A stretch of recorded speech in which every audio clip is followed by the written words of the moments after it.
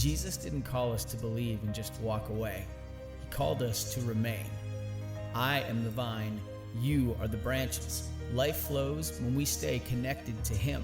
Abiding isn't striving, it's staying close, rooted, shaped, changed.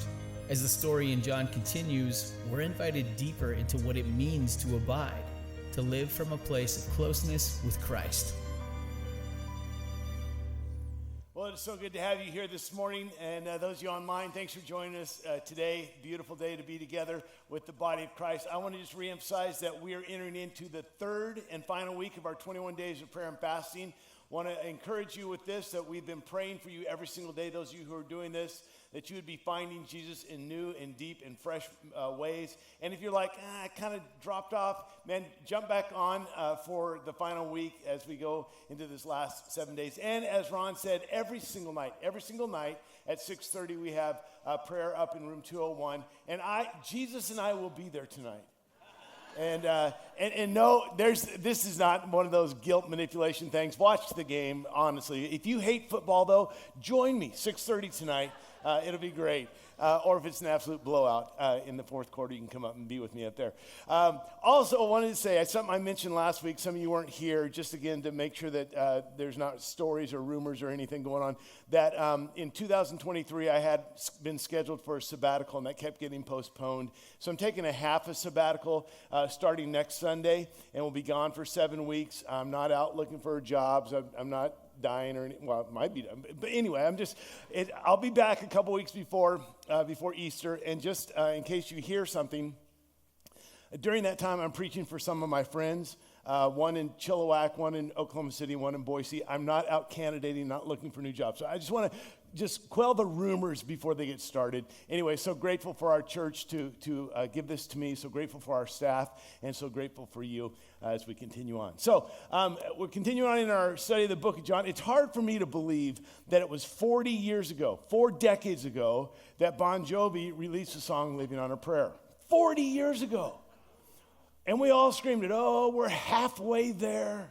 Living on a prayer. Well, the reason I tell you that is because today we're going to wrap up John chapter 10, and there's 21 chapters in this, so we're halfway there. And we'll make it, I swear, by probably Memorial Day. So we're going to continue on in this. We're about halfway through the book. Look at this. Since we're kind of at that halfway point, we're about 4 months into it, another 4 months to go. I want to revisit something that we started off with just as a reminder that John is this gospel that's different than Matthew, Mark, and Luke. And one of the things that makes it different is that it was written years later, but a lot of things, we've talked about this, a lot of things that they included in their gospel, he does not, and a lot of things he includes in his gospel, they did not. And John is writing this experience he had with Jesus for 3 years, and it's not hearsay. I mean, he was there. He was one of the 12. In fact, he was one of the inner circle 3. In fact, there's even implications in his gospel that he had a very special and unique relationship with Jesus that maybe the other disciples didn't have. And many speculate that was because probably John was maybe the youngest of the disciples, like in his teenage years, and maybe his mom said, Jesus, he can go with you, but you got to keep him close. So that could have been part of that as well. But he has this experience with Jesus. Now, he's an old man, and he's looking back on all that he's experienced, all that he heard, all that he saw, and he has this perspective, and he has some insights, and he has some connections that he didn't have when he was this wide-eyed, wandered kid. And so he writes this down. He records this, not just as a way to say, this was such a nostalgic time of my life. I mean, we had joy, we had fun, we had seasons in the sun. It was like glory days. It's not that at all. It had changed his life. He was the only disciple that was at the foot of the cross when Jesus breathed his last. He heard those last words of Christ. He was one of the ones that was at the tomb on that resurrection morning, he and Peter, and he makes it clear in his gospel that he's a little faster runner than Peter. Multiple times he says that. But he was there. And now, after decades of looking back, not only what Jesus said, what he did, his death, his resurrection, and what has been happening in the world, he realizes that Jesus and his death and resurrection is the main reality of life. There's nothing greater. This is the most important fact of human history. So he records it And as a reminder of why he writes all this down, at the very end of his gospel, in chapter 20, he writes these words. We've looked at this early on. But these are written that you may believe that Jesus is the Christ, the Son of God, and that by believing you may have life in his name. He didn't want to just remind you of what Jesus did, but who Jesus is, and not just so that you know who he is, but if you realize who he is, it will impact anyone and everyone who takes this oft-repeated invitation, follow me. That just like for John, your life would never, ever be the same. So as he records things, and he's trying to help people understand who Jesus is, he records 7 signs. We've looked at a bunch of these. These are, we would call them miracles. He calls them signs because they point to something or someone far deeper, far greater. And then 7 of these I am statements, these ego eimi statements. We've looked at 3 of them. And today, as we finish up John chapter 10, as we started this last week, we find in John chapter 10 that he records 2 of these I am statements of Jesus. And while they're distinguished from one another, you can't separate them because of the metaphor that he's using with sheep and shepherds and sheep pens and all these things and the gates. And he says these 2 I am statements, and both of them, they're repeated twice. Now, I am the gate, or I am the door, and I am the good shepherd. And so, as we see today, they can't be separated because Jesus himself kind of mixes the metaphor. We'll even bring a third one in, and so kind of really blurs the lines as he kind of shifts this back and forth. Real quickly, let's go where we left off last week in John chapter 10, verse 9, and we covered this last week, where Jesus said, ego eimi, I am the gate. Door, gate, whatever your translation says there. Whoever enters through me will be saved.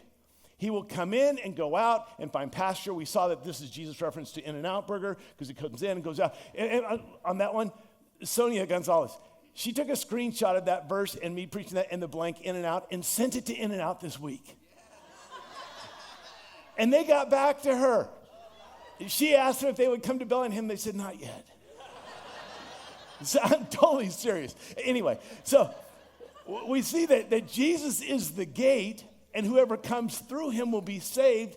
And we go in to have safety, and we come out to find pasture. And again, with the analogy, with the metaphor of finding pasture, we think of Psalm 23, the Lord is my shepherd, I shall not want. He makes me lie down in green pastures. And Jesus says, I am the gate. I'm the pathway to those green pastures where you can lie down in the green pastures there and to find the safety. And I'm the gate, and whoever enters will be saved. Now, we talked about that last week, but there's one more little piece that I didn't get to last week that I got to throw in there today. And then we'll get to the good shepherd, I promise. So he says, I'm the gate. And we see it with the metaphor of the sheep. But I think he's pointing back clear to Genesis. Hear me out on this one. When God creates Adam and then Eve, everything is perfect. They live in fellowship, unbroken union. There's no guilt. There's no shame. There's no embarrassment. There's no judgment. There's no condemnation. There's nothing but love. They're just walking. He walks with them. He talks with them. He tells them they are his own. Oh, and the joy they share as they tear. Oh, that's a different song. Anyway, but they're in this perfect union with Jesus, with God, and everything is wonderful. And then there's sin. And sin shatters it. Now there's guilt. Now there's hiding. Now there's shame and blaming. And worst of all, there's separation in this perfect union with God. And death is entered in to the story. There's a little piece of what happens in Genesis 3, obscure little event that we often skim over, recorded in one verse. Because of the consequence of their sin, they're no longer allowed to stay in the garden. Genesis chapter 3, verse 24 says this. After he, God, drove the man out of the garden, He placed on the east side of the Garden of Eden cherubim. Now, pause real quick, because we hear cherubim, we think cherub, we think little naked babies going around with bows and arrows on Valentine's Day. A biblical cherubim was an angelic creature, an angelic being, this majestic, powerful, terrifying angelic being. In Revelation, it says that it has 4 heads, the head of a man and an ox and an eagle and a lion, this thing. That these are not little naked babies shooting arrows. These are terrifying bouncers at the gate here. And a flaming sword flashing back and forth to guard the way to the tree of life. This flaming, fiery sword. That because of the sin you're expelled, and the only way to get back into life is somehow to pass through this fire, through this sword. Ooh, wait a second. The whole sacrificial system. The sword would take the life of the lamb and they would put it on the flaming altar and burn it. That it's this picture of this. And then Jesus comes and he passes through the flashing, flaming sword. And he takes the wrath of God against all of sin and death. And because of that, he becomes the gate. And as it says in Hebrews 10:20, that he opens up a new and living way into the very presence of God, that we're allowed back into union, back into fellowship, away from the fear, back into love, back into the relationship. And Jesus said, and I am the gate now. And the gate is open and welcome to anybody. Oh my goodness, how cool is that? All right, now let's get back to the sermon, because I don't have time for that, but I just couldn't let it go. So he says, I'm the gate. You're welcome in now. You don't have to fear the sword and the fight. I took care of that for you. And where we ended up in John 10:10, where it says this, the thief comes only to steal and kill and destroy. I have come that they may have life and have it to the full. I'm the way to that life. I'm the gate to that life. I'm the only way they can get into that kind of a life. And then he comes to this fourth ego eimi, this fourth I am statement, where he says in John chapter 10, verse 11, ego eimi, I am the good shepherd. Now, I mentioned this last week, that in each of the 7 I am statements, there's that singular exclusivity word of the. I am the bread of life. I am the light of the world. I am the gate. I am the way, the truth. I am the resurrection of the life. I am the true vine. I'm not one of. So here he says, I am the good shepherd. And he throws this qualifier in, good. Not just I am the shepherd, implying that there's shepherds that aren't good. He says, I am the good shepherd. Years ago, there was a man in our church. His name was John Reynolds. He's gone to be with the Lord now, but his friends all called him John Boy. John would always come to me and he would always call me Good Shepherd. Good morning, Good Shepherd. How's the Good Shepherd today? And I always cringed a little bit. On the one hand, it was beautiful. It was a beautiful reminder of the responsibility and the privilege of being a pastor. As it says in 1 Peter, that we are to shepherd the flock that is under your care, that God has entrusted to you, that there's this responsibility for that. But to call me the good shepherd always made me like cringe. Like, I want to be a good guy, but I'm not the good shepherd. Now, I want to be a shepherd. In fact, I even had a stint, you don't know this, I had a stint as a literal shepherd for a bit. In Bethlehem, David was from Bethlehem. And you know David was a shepherd. And Jesus was born in Bethlehem. You know the angels appeared to the shepherds in the fields in Bethlehem. And in the fields around Bethlehem today, there are still sheep and flocks and shepherds. So we were in Bethlehem, and this little kid came with a sheep. I decided I'd take my hand at being a shepherd. I got a picture of this. Yeah, I know, better than Miko. There's a verse in John 15, verse 5, when it's talking about the shepherd left the 99 for the one, and when he found it, it says in verse 5, that he with joy placed the sheep on his shoulders. I'm just acting out John 15, or Luke 15, 5. Got this sheep. Trying to be a good shepherd. But take a look at this name tag. What kind of shepherd wears something like that? I'm the good shepherd. I don't want to make you cry. Stop crying or I'll give you something to cry about. See, this is how I run trips to Israel, okay? Sometimes I make people cry. not intentionally, but that's that. Just be aware of that. Contrast that with Isaiah chapter 40, verse 11. He tends his flock like a shepherd. He gathers the lambs in his arms and carries them close to his heart. He gently leads those that have young. There's only one good shepherd. And Jesus said, I am the good shepherd. As long as we're mixing metaphors, it reminds me of that page out of The Lion, the Witch, and the Wardrobe, when Lucy is asking Mr. Beaver about Aslan, and she asked, is he safe? Mr. Beaver said, who said anything about safe? Of course he's not safe. But he is good. He is good. And Jesus said, I am the good shepherd. But what is the proof of the qualifier? I mean, if you're going to say that, I am the good shepherd, what is the proof of that? Because Jesus is forever making these outlandish statements. He's forever saying these things about himself. And if you're going to make these kind of statements, these kind of exclusive statements and these outlandish statements, you better be able to back it up. So what's he going to... Now, if you've been with us, he's already proven that he's a good shepherd with what he did with the man born blind, what the Pharisees, were outraged about. He showed that.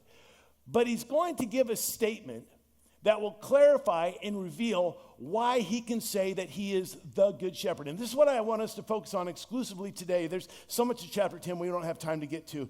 This is what I want to be. He makes this statement. He follows it up, says, I am the good shepherd, and this is why. This is why he is a good shepherd. Back to chapter 10, verse 11.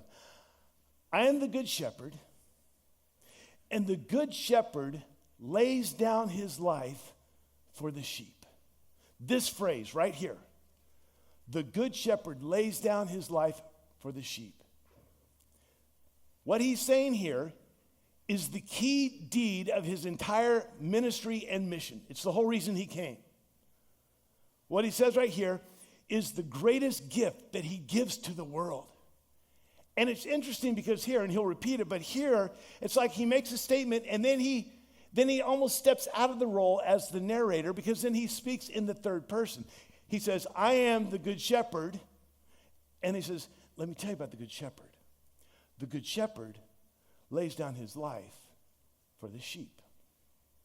Now, when you get into this whole metaphor that we've been looking at, the gate, the sheep pen, the shepherd, and the good shepherd, and now the sheep, and the shepherd laying down his life, and you think about what we've already talked about in Psalm 23, that the Lord is my shepherd, but he makes me lie down in green pastures. And you begin to see all this, and you begin to see, well, the sheep lie down. He makes me lie down in green pastures. The sheep lie down. But the shepherd lays down. You say, well, that's kind of the same thing, right? No, absolutely not. Massive differentiation here. Let me explain this to you. First of all, do some of you remember Schoolhouse Rock? Be watching your cartoons or whatever, and suddenly there's a break in the programming to give you a little educational piece. This is Schoolhouse Rock right now. A little break in the sermon to give you a little educational piece. The sheep lie down, the shepherd lays down. Here's a Schoolhouse Rock.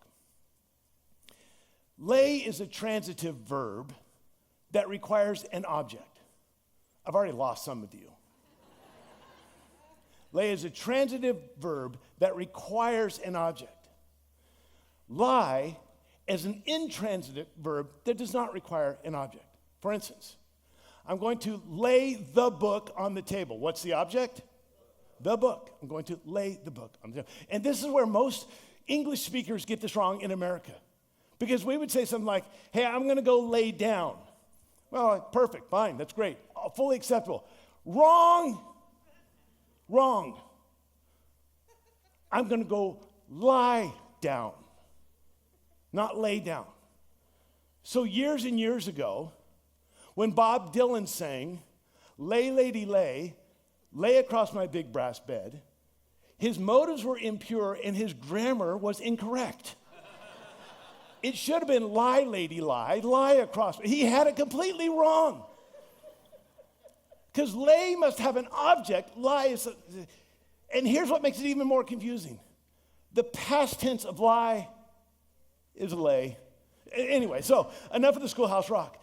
The sheep lie down, the shepherd lays down. When the sheep lie down, they're safe. When the shepherd lays down, there's danger. When the sheep lie down, they rest. When the shepherd lays down, he risks. When the sheep lie down, they relax. When the shepherd lays down, he sacrifices.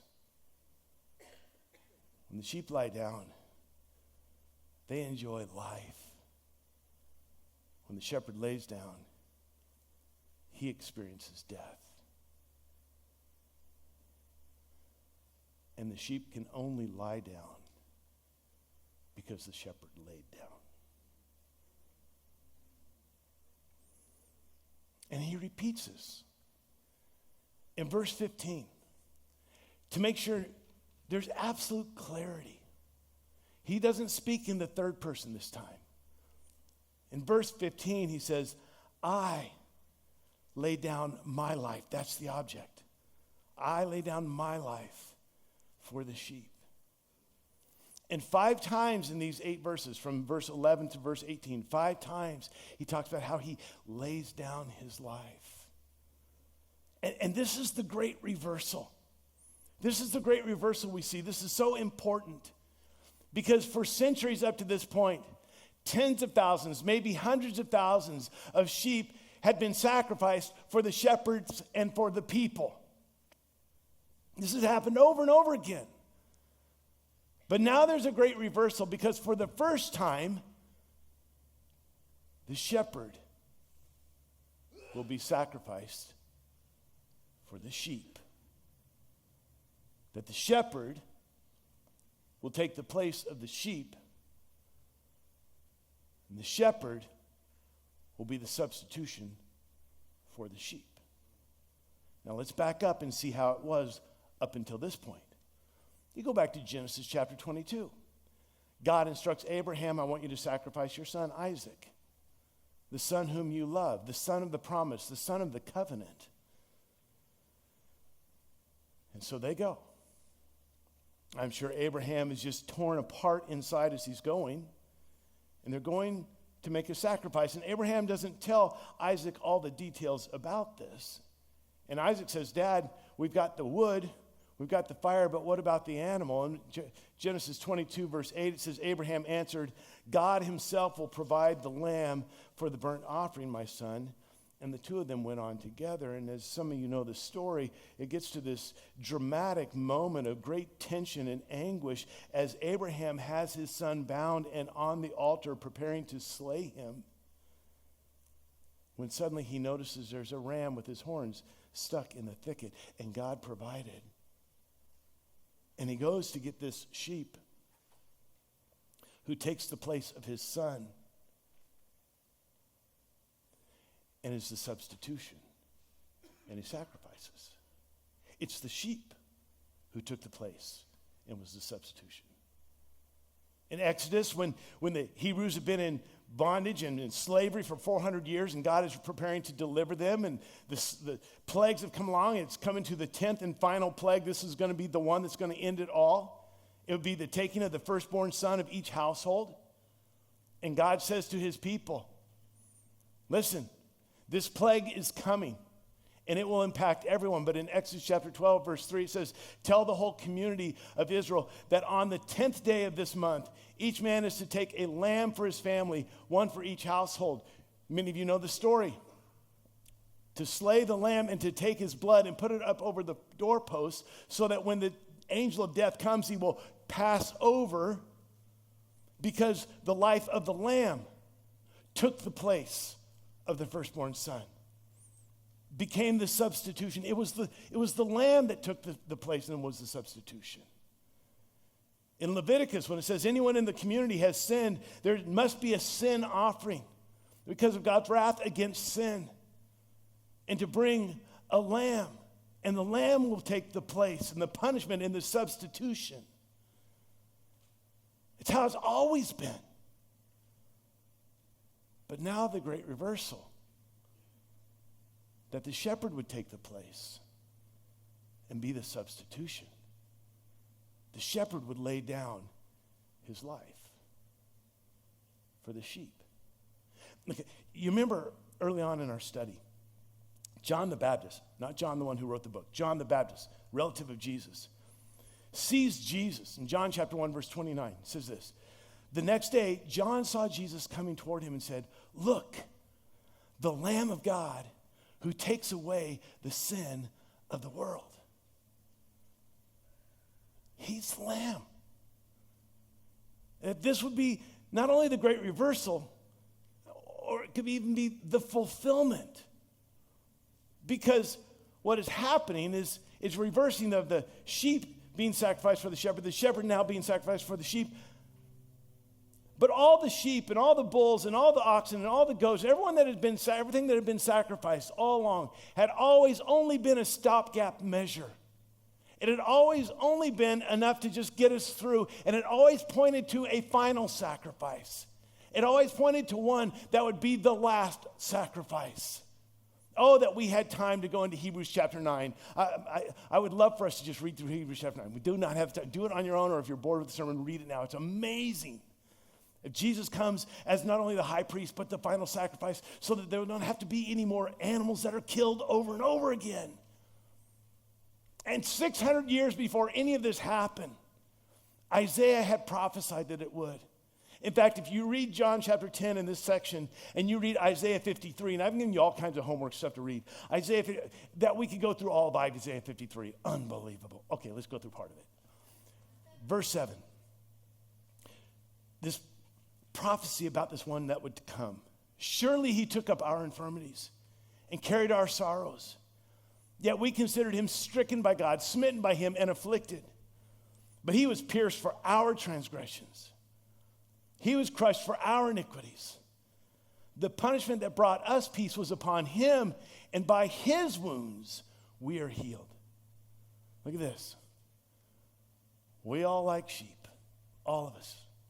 We all like sheep have gone astray. Each of us has turned to his own way. And the Lord has laid on him the iniquity of us all. He was oppressed and afflicted, yet he did not open his mouth. He was led like a lamb to the slaughter. And as a sheep before her shearers is silent, so he did not open his mouth. The shepherd, it was predicted, would take the place, the punishment, the substitution for the sheep. See, the only reason that we can lie down in green pastures is because the shepherd, the good shepherd, laid down his life. Peter would say it this way, 1 Peter 1. For you know that it was not with perishable things such as silver and gold that you were redeemed from the empty way of life handed down to you from your forefathers, but with the precious blood of Christ, a lamb without blemish or defect. So when Jesus says, I am the good shepherd, he has reason to say that. Who else would do that? Who would do that for someone that's unworthy and undeserving? I mean, Romans talks about that in Romans chapter 5, verse 6. You see, at just the right time, when we were still powerless, we had nothing, Christ died for the ungodly.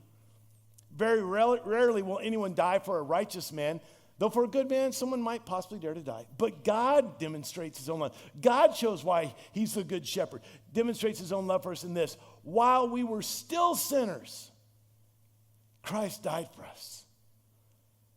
Oh, the overwhelming, never-ending, reckless love of God. He chases me down, fights till I'm found, leaves the 99. I couldn't earn it. I don't deserve it. Yet he gives his life away. The overwhelming, never-ending, reckless.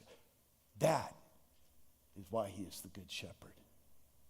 The length he would go for his own, that he would give his life.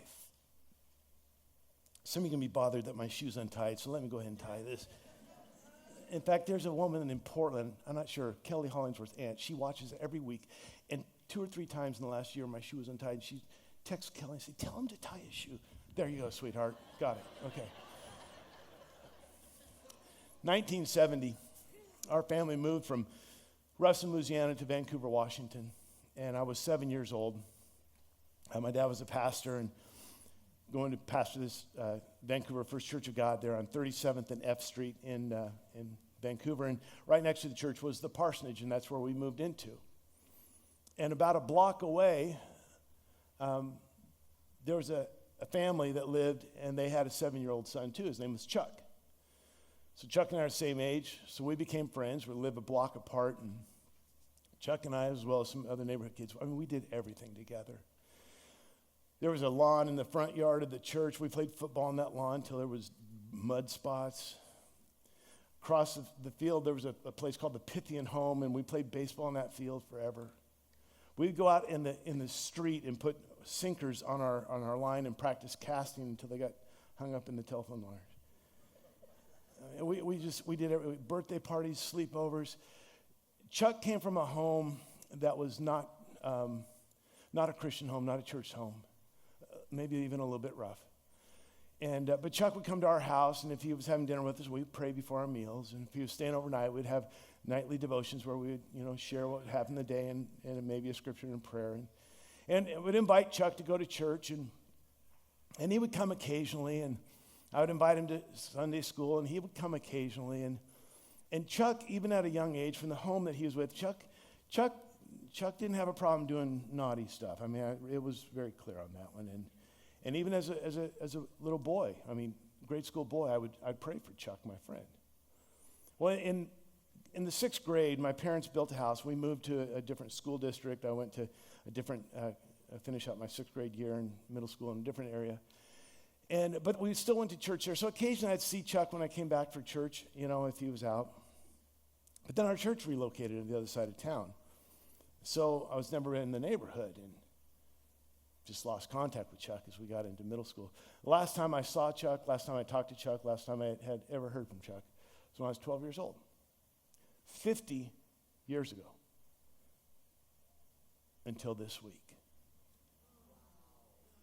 This week, on my Facebook, there was this little notification that said there's a message request, not a friend request, a message request. I didn't even know what a message request was.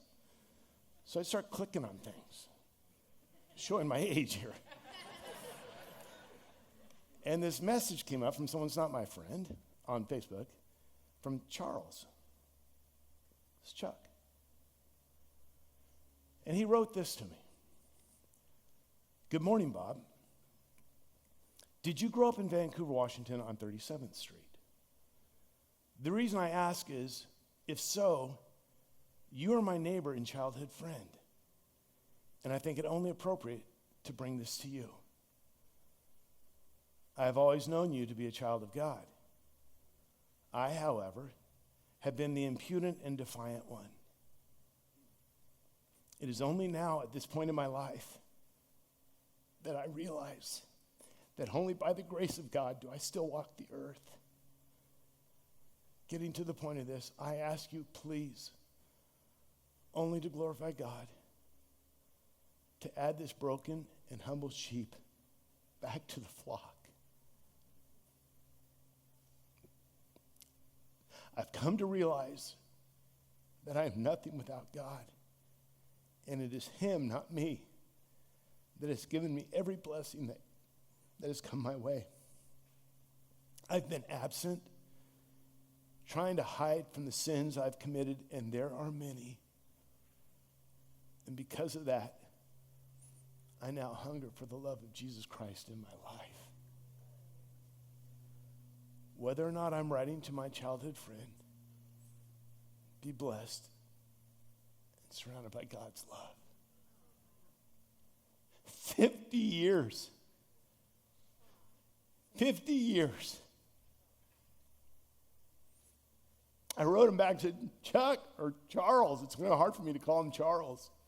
He said, yes, oh yes. And I'm so grateful that you found the grace of Jesus Christ. And we've been kind of going back and forth. He lives about an hour outside of Vancouver. He said, next time you come see your mom, tell me and I will drive to see you. Oh, the never-ending, reckless love of God. Chases me down. Fights till I'm found. Leaves the 90. That's the good shepherd. The good shepherd that would lay down his life. The good shepherd that wouldn't give up on Chuck. The good shepherd that would relentlessly pursue and pay any price so that Charles could be back in the fold.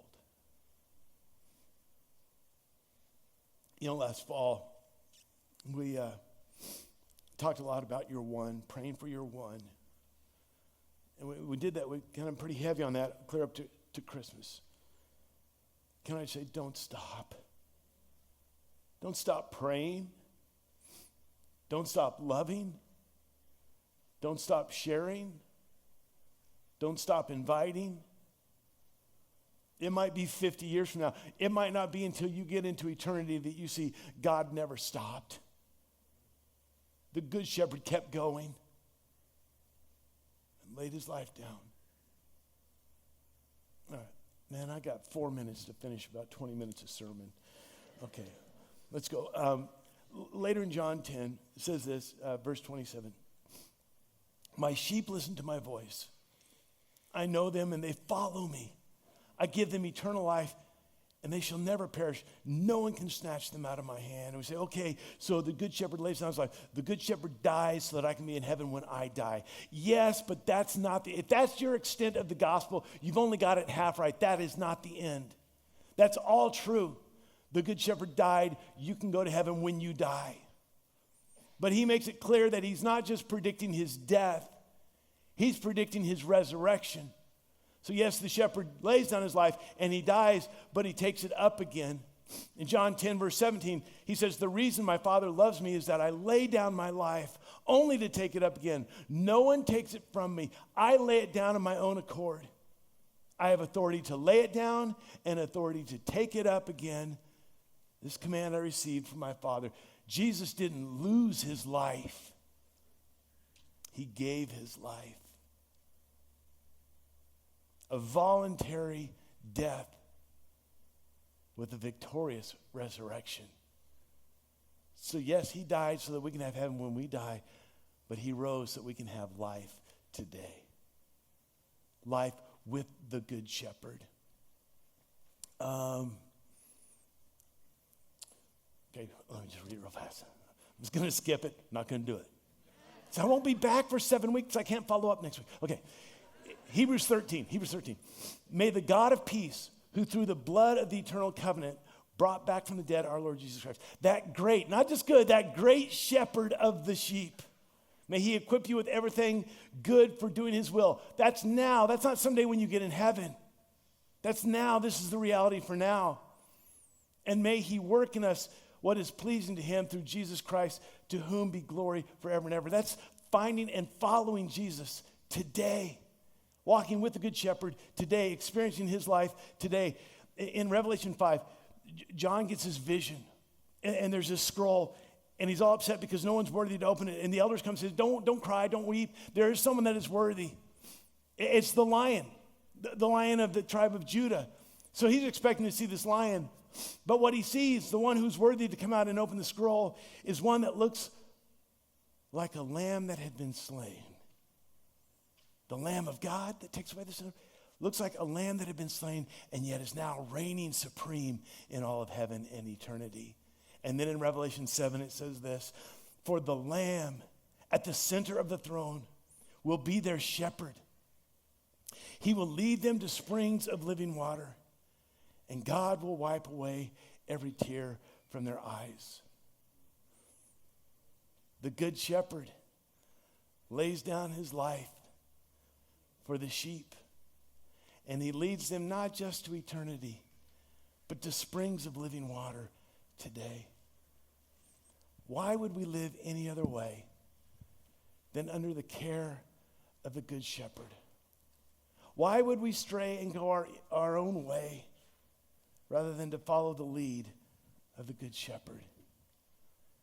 Why would we try to do it on our own when we can lie down because he laid down his life? He's the Good Shepherd. So here it is. Let me close with this. Follow him. There is no better life than with the Good Shepherd. And keep praying for the one that's still lost, because the shepherd hasn't given up, and neither should we. The story's not finished.